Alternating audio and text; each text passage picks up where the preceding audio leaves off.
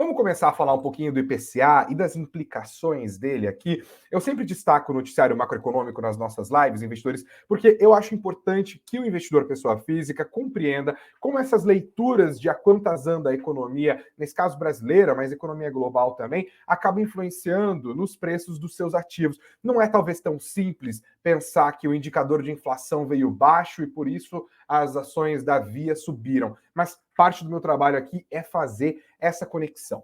Se você está acompanhando atentamente as nossas lives ao longo dos últimos tempos, você viu que eu dei destaque para os indicadores de macroeconômicos que apontam para a dinâmica inflacionária. Inflação nada mais é óbvio do que o fenômeno de elevação dos preços. Os indicadores recentes estavam mostrando já um movimento de desaceleração da inflação. E no caso do GPDI, que eu destaquei ontem na nossa live, por exemplo, já um fenômeno de deflação.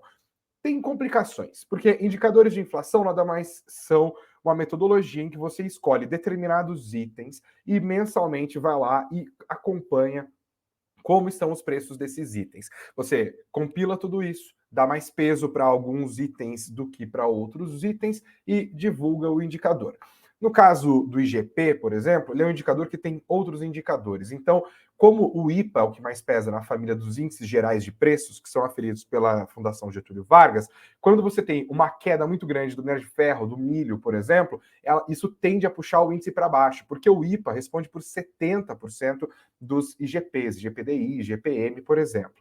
Agora, os IPCs são aquela inflação que está mais perto do nosso cotidiano, porque são os índices de preços ao consumidor. O próprio IGP tem também um IPC na sua composição, mas aqui o que importa, principalmente para a inflação oficial, é o IPCA, o Índice de Preços ao Consumidor Amplo, medido todos os meses pelo IBGE, o Instituto Brasileiro de Geografia e Estatística.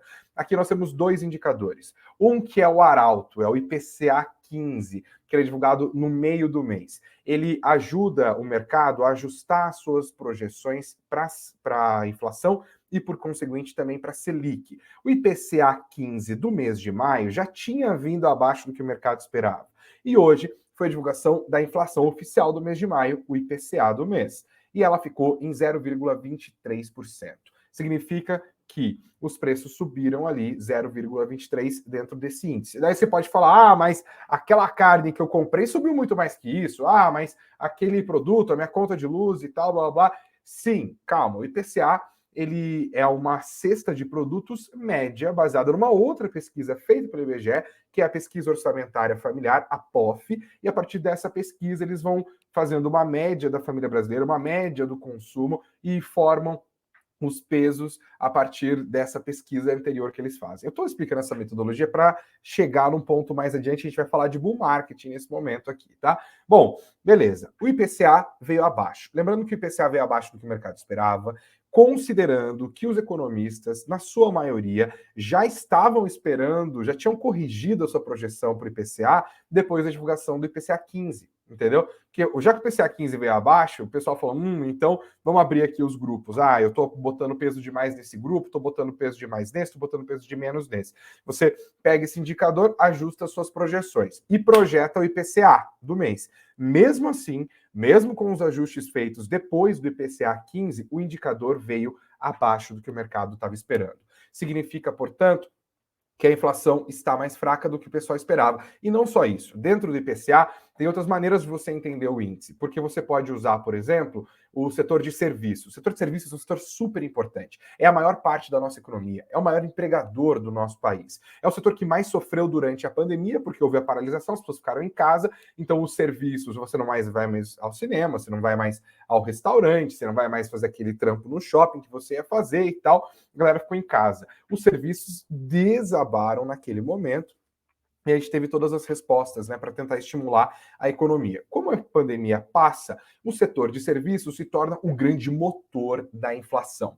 Por quê? Porque eles têm um peso muito grande na atividade econômica, eles têm um peso muito grande sobre a cesta de consumo dos brasileiros médios, e porque, como foi o setor da economia mais afetado pela pandemia, era o setor que mais precisaria de tempo para recompor as margens de lucro.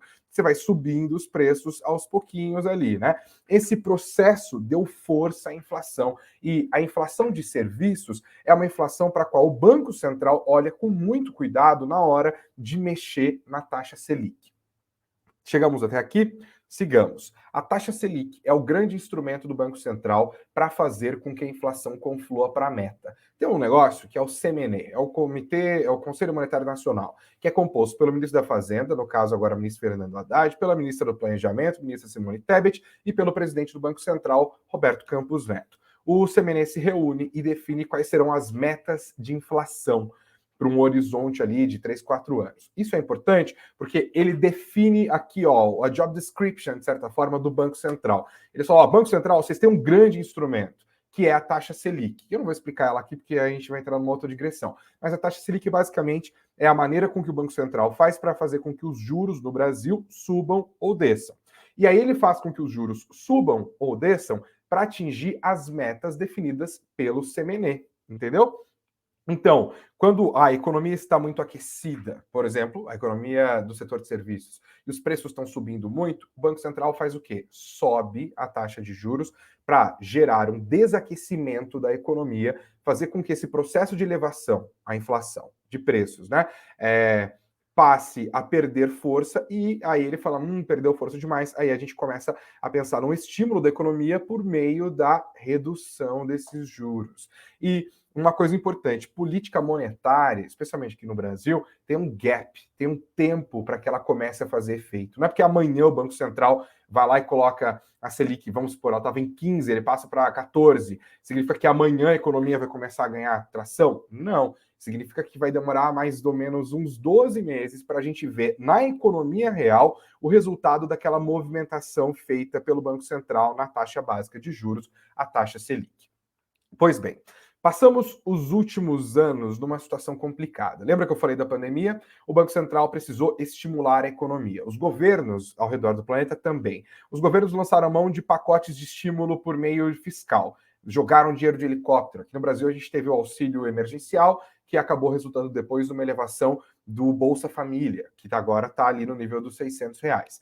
Por parte do Banco Central, estímulo econômico significou redução dos juros. E fomos, no auge da pandemia, ao patamar aonde nós nunca tínhamos ido antes, com uma Selic de 2%, ou seja, uma postura extremamente estimulativa, certo?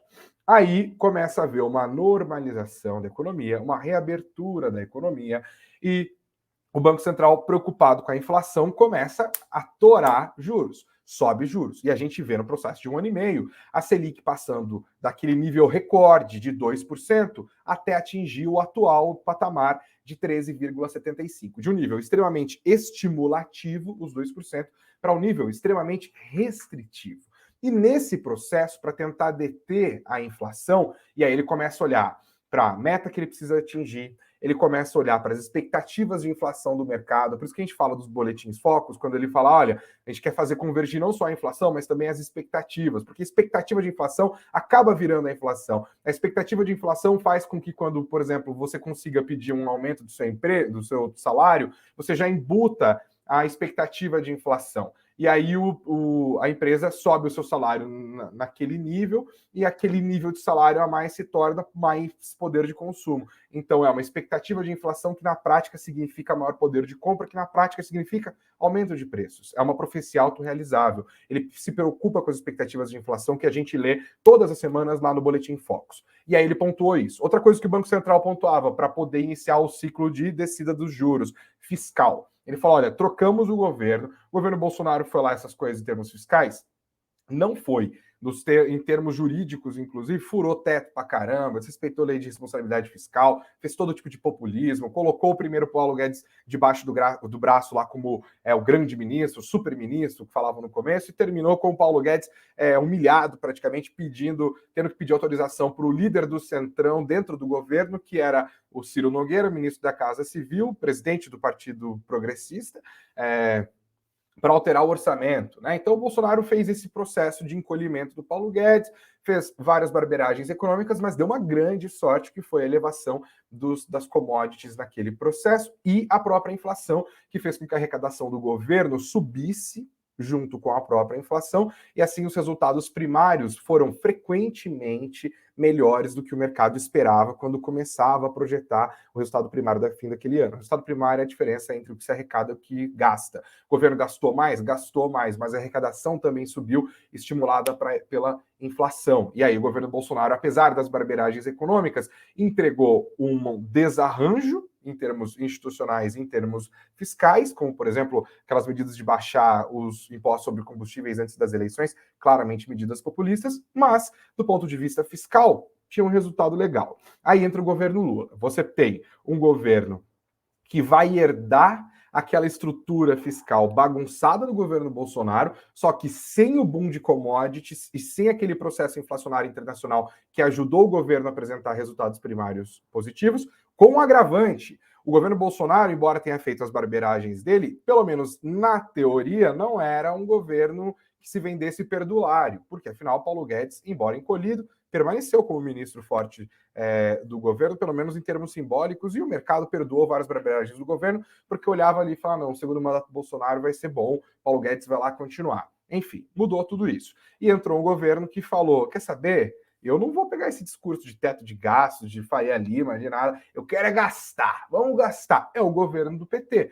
O mercado olhou para a expansão fiscal feita especialmente nos governos Lula, nos governos Dilma, mais até no governo Lula, olhou para os discursos do PT, olhou para os discursos dos aliados do PT e falou: a gente vai capotar esse carro, cara. Porque o cenário vai ser mais difícil do que o do governo Bolsonaro, vai ser mais difícil controlar as contas públicas e o governo está disposto a gastar mesmo. E a regra que limita o crescimento das despesas, embora tenha sido furada com facilidade nos anos anteriores, o PT prometeu demolir. Resultado, as expectativas passaram a ser de mais inflação e, portanto, o Banco Central falou, olha, eu não posso mexer nessa taxa de juros enquanto o mercado estiver preocupado com o cenário fiscal do país. Isso está fazendo com que as expectativas de inflação sejam altas, está contaminando a própria inflação, não tem condição nenhuma. O Lula, resolva essa situação fiscal. E aí o governo Lula se saiu com a tal do arcabouço fiscal, que demorou para ser apresentado, que não pegou muito para lá e para cá, blá, blá, blá. Enfim, acelerando um pouco essa história, a gente começa a ver aqui agora os efeitos positivos da apresentação do arcabouço fiscal, que acabou mais apertado no Congresso do que o próprio governo queria. O Lula meio que aceitou naquela história do vão seus anéis, ficam os dedos. Isso ajudou, gente, ajudou. Não estou falando sobre coisa boa ou coisa ruim do governo em si, mas o ponto aqui é o arcabouço fiscal fez com que as expectativas do mercado para essa deterioração das contas públicas brasileiras fossem corrigidas. A gente não tem o melhor plano fiscal do ponto de vista do mercado? Não. Muito dificilmente você vai encontrar um economista, um analista que fale, nossa, o arcabouço fiscal é maravilhoso, é a coisa mais incrível do mundo. Mas ele estabelece uma trava na piora, porque a gente sabe o quanto as despesas do governo vão avançar. Tem uma fórmula clara sobre como isso vai funcionar. Se ele vai entregar, é outra história. Mas o arcabouço fiscal conseguiu, de fato, controlar as expectativas. E, diante disso, nós também vimos um processo de estacionamento na elevação dos preços. É por isso que a gente viu nos últimos tempos os indicadores mostrando uma desaceleração da inflação. E essa leitura do IPCA, que foi divulgada hoje,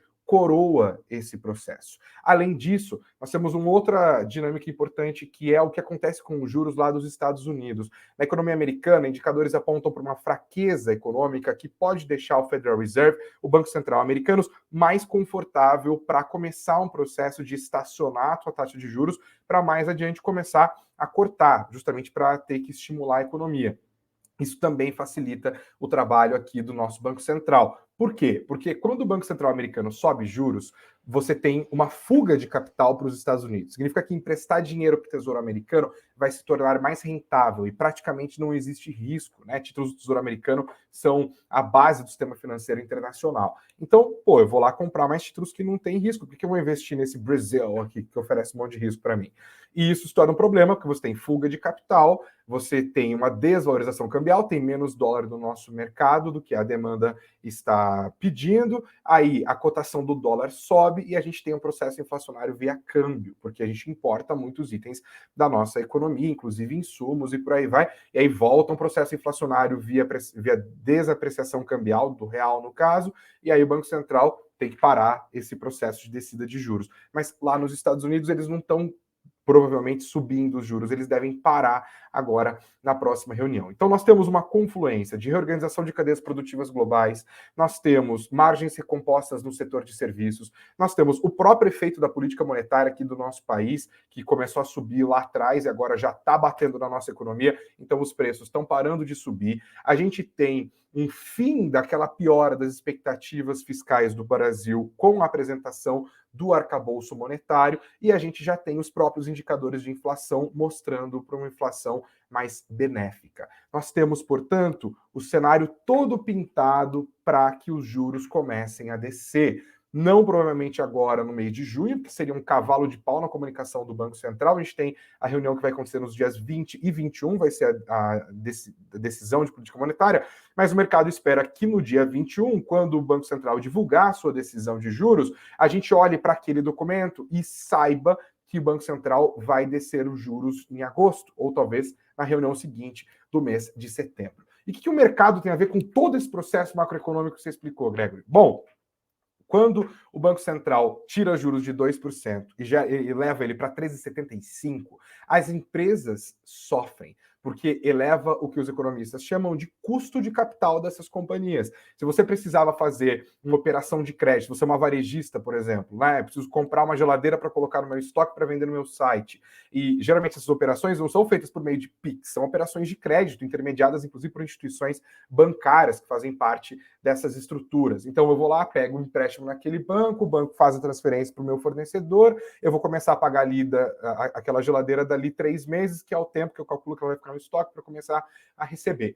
Essas operações de crédito também vão ficando mais caras. Quando uma instituição precisa, por exemplo, preciso de dinheiro novo para fazer um investimento, eu não quero pegar dinheiro com o banco, que está muito caro os juros, eu posso fazer uma emissão de ações, mas emissão de ações, quem que vai comprar a sua ação, sendo que eu posso comprar um título de renda fixa que vai me render 14% ao ano, praticamente livre de riscos. Outra coisa, essas operações de custo de capital dos bancos acabam sendo tiradas do valor futuro, do fluxo de caixa futuro do banco, daquela empresa, diminui o valuation dele.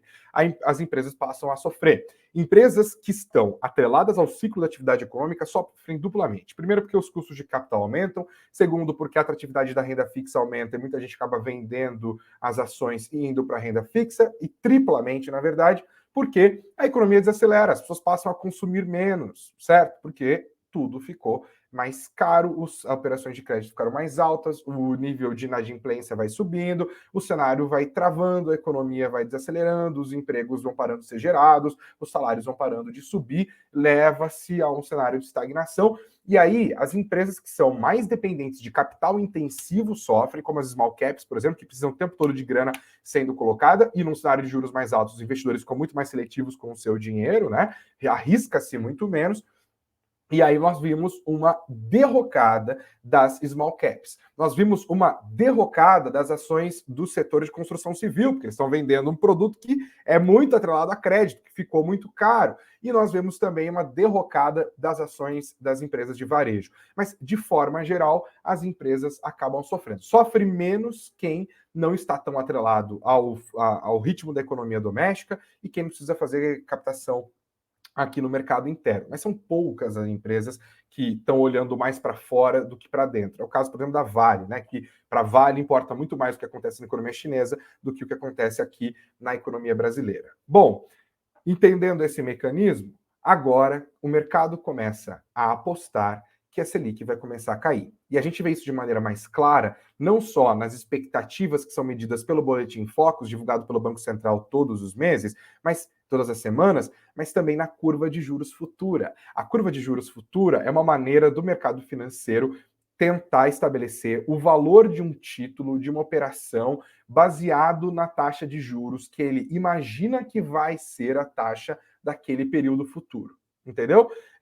Quando a gente vê a curva de juros futura, curva curta, tem a curva média, tem a curva longa, descendo, significa que o mercado está esperando menos inflação, está esperando uma taxa Selic menor, e isso também já vai aparecendo nesse instrumento. A gente vê isso acontecendo há algumas semanas e isso foi tomando mais força conforme os últimos indicadores de inflação também ganharam força. O efeito colateral disso para o mercado acionário, principalmente, foi o que a gente está vendo aqui agora. O Ibovespa caminhando para sua 7ª alta consecutiva, algo que a gente não via acontecer desde 2020, uma apreciação cambial com o dólar abaixo dos R$ 5. Os fundos imobiliários também estavam premidos ali nesse cenário de juros mais altos, também se valorizando, o resultado, o IFIX está acima dos 3.000 pontos, os fundos de tijolos, principalmente, devem se beneficiar mais desse processo, porque os imóveis também ficam mais baratos, os investimentos passam a fazer mais sentido, tem mais espaço para reajustes de aluguel e por aí vai. A economia deve melhorar, a procura por, sei lá, galpões logísticos também tende a subir, a procura por lajes corporativas também tende a subir, e aí o IFIX vai subindo, a bolsa vai subindo, e aqueles papéis que estavam mais amassados sobem mais do que todos os outros. Se você pegar essas empresas de varejo, essas empresas small caps e tal, uma disparada que nós assistimos nos últimos dias. Isso também acaba ajudando blue chips, como é o caso de Petrobras e Vale, porque cria-se um clima melhor com a economia brasileira, os investidores estrangeiros sempre vão acabar aportando nas empresas mais estáveis do índice, que é o caso de Petrobras, é o caso de Vale, os setores mais tradicionais, né, o setor bancário principalmente, o gringo vai lá e compra um Itaú, compra um Bradesco, compra uma coisa assim, então essas empresas também acabam se beneficiando de maneira geral, e puxando o índice para cima. É esta caminhada que nós fizemos nos últimos tempos. Mas, investidores, tem algumas perguntas que a gente precisa lembrar aqui. Bom, eu falei que o Banco Central não deve mexer na taxa de juros agora na reunião de junho. Por quê? Porque a gente ainda tem outros indicadores. O último indicador de inflação que foi divulgado antes da reunião do Comitê de Política Monetária foi justamente o IPCA de maio de hoje, que a gente conheceu, que veio abaixo do mercado.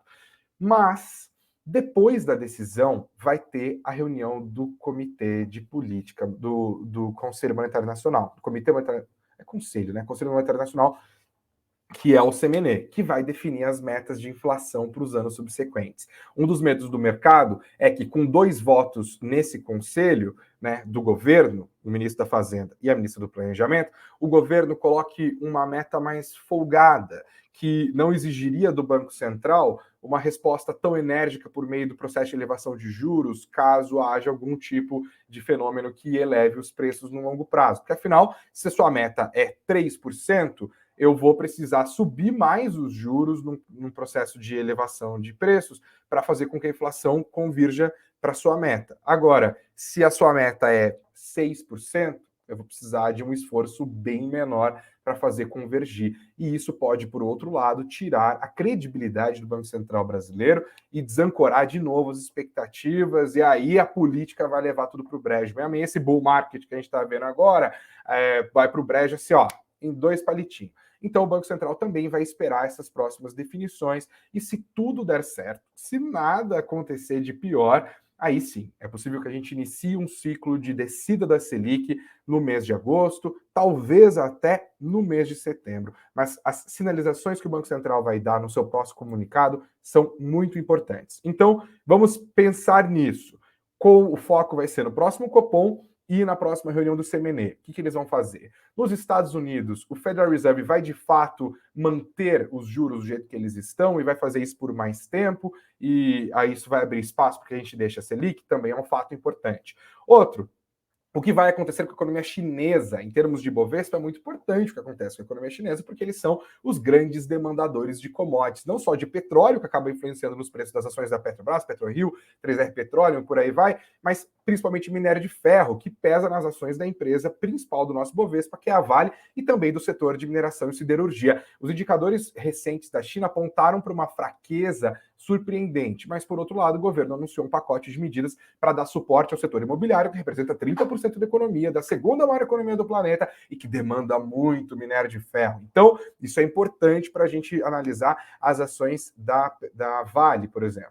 O que vai acontecer com a demanda global de petróleo? A gente tem visto decisões unilaterais. Nessa semana, por exemplo, eu falei da decisão de domingo da Arábia Saudita, o maior produtor de petróleo do mundo, de cortar unilateralmente 1 milhão de barris de petróleo por dia da sua produção para diminuir a oferta e manter os preços acima dos $80 por barril, que é o que eles precisam para manter os investimentos deles, inclusive para fazer com que eles parem de depender tanto do petróleo no longo prazo. A própria OPEP já anunciou meses atrás uma redução na produção de petróleo. Eles não querem uma desvalorização muito grande. Por que haveria uma desvalorização? Porque os bancos centrais do mundo inteiro estão subindo juros. Depois do nosso banco subir os juros, isso pode levar, deve levar ao efeito normal, uma desaceleração da economia mundial. E outra questão é, os estrangeiros vão entrar forte no Brasil? Isso faz muita diferença, porque conforme os investidores lá de fora vão procurando outras oportunidades de negócio e eles param de olhar só para os Estados Unidos, param de olhar só para a Europa, eles batem o olho aqui, ó, de lupa na Bolsa Brasileira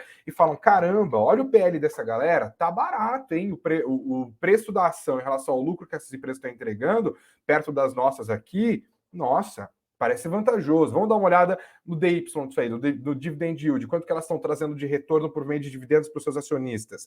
E eles olham e falam, caramba, é bastante, é um outro patamar, então tá barato e os caras estão também devolvendo rendimentos importantes. A gente pode aportar, mas isso vai depender, claro, da nossa situação macroeconômica e da nossa situação política. As sinalizações que vierem de Brasília, as sinalizações que vierem do Banco Central brasileiro, do Banco Central americano, da China e os movimentos de compra dos investidores estrangeiros serão definidores para a continuidade ou não desse processo de recuperação do Ibovespa que a gente está assistindo ao longo das últimas semanas. É bull market? Tecnicamente, sim, é uma alta de 20% sobre o último ponto mais baixo ali, né? Atingido, mas vai continuar, tem todos esses fatores. O cenário hoje, investidores, é melhor. E aí tem muito engenheiro de obra pronta também falando, agora o Bovespa vai para 150 mil, a galera vai entrando. Calma, calma, tem muita coisa para a gente acompanhar ainda para entender se esse bull market que a gente está vivendo nos últimos tempos, de fato, vai continuar a acontecer.